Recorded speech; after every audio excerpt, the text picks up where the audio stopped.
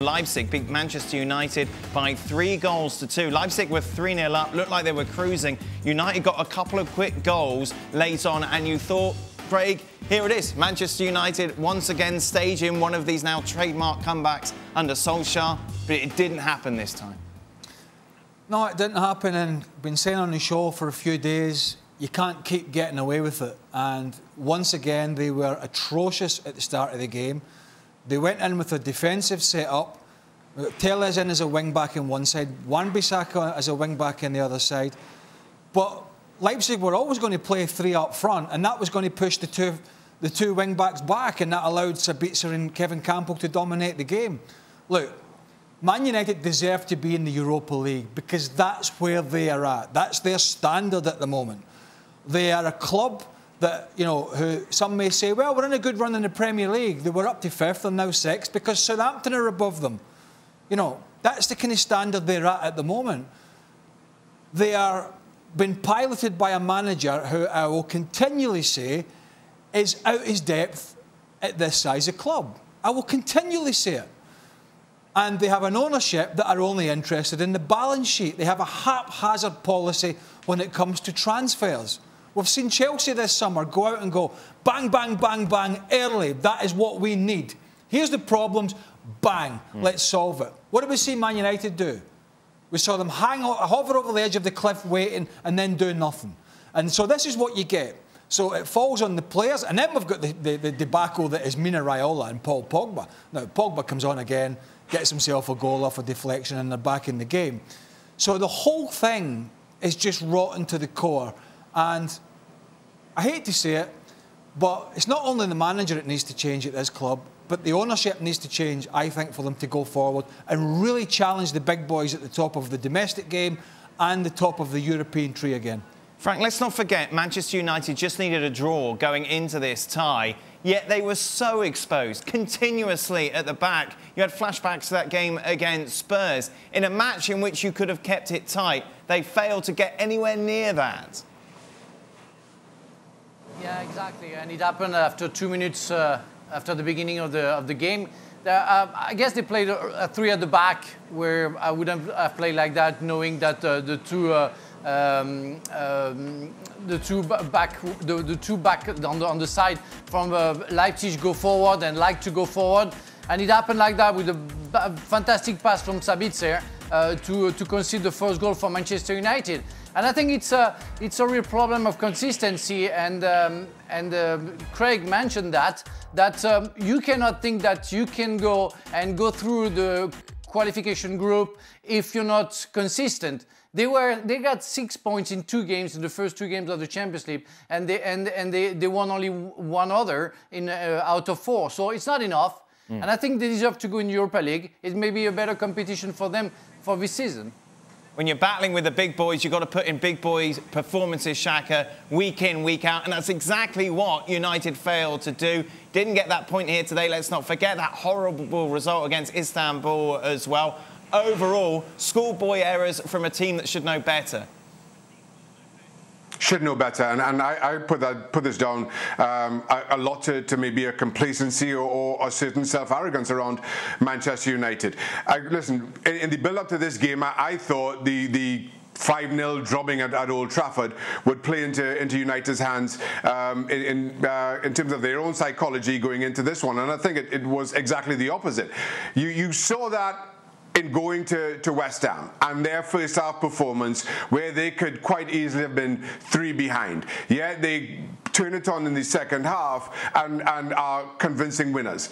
And again, you come in here against RB Leipzig, a team that you absolutely trounced in the first leg, and the game is all but over in the first, 18 minutes, and then all of a sudden there is this response in the second half where Manchester United play better. They get their breaks. They are on the front foot, and they seem to cope with Leipzig's threat a whole lot better. They had a couple of narrow escapes, as the boys have mentioned. But still, we're talking about Manchester United here. At this point, you haven't figured out that you can't go to a club like RB Leipzig and give them that kind of start. That you have to keep things tight early on, that you have to play as a unit. A total lack of any kind of cohesion within United's squad, real lack of any kind of a plan, and with it, that sense of complacency. It's a recipe for disaster. I mean, let's go back to Frank's point. Let that sink in. Won their first 2 games in this group. Yep. There it was. There it was. Qualification, palm of your hand, very early. Won with a counter-attacking game in Paris. The trouncing that he gave Leipzig, I've always said to you, it was an anomaly, because they were outplayed for most of the game. What the hell Leipzig happened to them in the second half, I'll never know. But that is their Achilles heel defensively, and it almost cost them tonight again. The only other game they won was at home to Beşiktaş. I mean, they lost in Turkey. Yeah. I mean, that sums it up. Look, you know, let this say, you know, Manchester. Craig, go on. Craig, when you have only one way to play a game and you concede a goal because you play in counter-attack, and we talk about Tottenham a lot, you know, they are first in the Premier League and they only defend and play in counter-attack, which is also the case of Manchester United. When you plan with 3 defenders at the back, you plan to defend and to play in counter-attack with Leipzig, but you concede a goal after 2 minutes. What can you do when you have only one way to defend? How can you change your tactic? That's the main problem. So, the scouting department obviously never told United that Angelino likes to get forward, who, by the way, is a Man City outcast. Everything was going down that flank, wasn't it? Everything was going down that left-hand side. Wan-Bissaka got no help whatsoever, none. But look at it, you know, Manchester United, middle of the park, McTominay and Matic. I mean, really. But then how much is that? We obviously see the Leipzig side, and I want to talk about Leipzig. I do in a moment. But you mentioned the fact that the board have not particularly backed Solskjaer. So how much blame should he receive when you take a look at the backing that other clubs, you mentioned Chelsea. Yeah. Well, and who did Solskjaer have to bring off the bench? Well, no one today. This was the problem Mourinho had as well, because he looked at the board and he thought, clueless. Right? Just clueless in their transfer policy. And that is a problem. Recruitment is a problem. But so is the manager. We know the manager is in there because he was an ex-player who came in and put some fires out short term, and then they gave him the job. Oh, this is great. There you go, give him the job. And we know that his former teammates in the UK will not say anything against him. We know that. It's everybody else's fault. It's De Gea's fault, it's the player's fault, it's Woodward's fault. But they haven't got the stomach to say Solskjaer had done nothing in his managerial... Let's be honest. If you're going to get one of these top jobs, if you're going to get the Liverpool job, the City job, any of these top jobs, Bayern Munich, you have to have something. You have to have done something in your CV that says managing a huge club. He hadn't, apart from coming in for a 3-month period, putting his arm around a few people and putting some fires out. So whilst it's not all his fault, they're not going to go forward with 1 bit of recruitment and 2, a proper manager in there. A proper manager like we see other clubs, who can go in, who can coach, who can get the tactics right, and has got a CV that says, I can manage Manchester United and get them back amongst the big boys. But that being said, I still will say that the ownership are doing none of these managers that come in any favours. But the question I would ask myself, if a really good manager was in there, would they be better than they are? And I think the answer is yes. Not good enough to be challenging in the Champions League, but better than they are.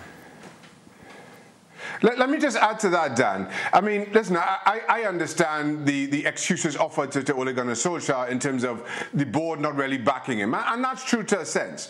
But at the same time, who has improved under Solskjaer? Who is playing better football? Bruno Fernandes came in January and had probably the best 6 months of anybody in the league. I'm not sure you can say that this time around in the first 2 or 3 months of this season. For the spending or lack of, or however you want to interpret it, everybody in that dressing room has regressed. So that is also a concern when you are talking about who needs to manage this club in the long term and who you trust with money long term. Mark, listen, your diary. Oh, you got a diary? No, I don't think people really have diaries anymore. Mark it on your phone. Right, okay. until this manager leaves his club, we're going to be having this same conversation every 2 to 3 weeks. So what do I put it in? Like every week? Like on a Tuesday? Like how does this work? I'm telling you, we've had this conversation so many times. This conversation is going to continue until they make the correct decisions. We're going to be sitting here saying, well, got a couple of good results, look better. Bang, disaster. Trust me, every 3 weeks. I'm sorry, Leipzig fans. I did want to talk a bit and give you credit, obviously, for advancing. We will talk they about... Noah Upamecano either. Noah Upamecano, obviously, as well. 3-3 against Bayern, then 3-2 against Manchester United. What a great couple of results for them. We'll talk about them maybe on extra time. You can check that out over on our YouTube channel. Thanks so much for watching ESPN on YouTube. And for more sports highlights and analysis, be sure to download the ESPN app. And for premium content and live streaming, subscribe to ESPN+.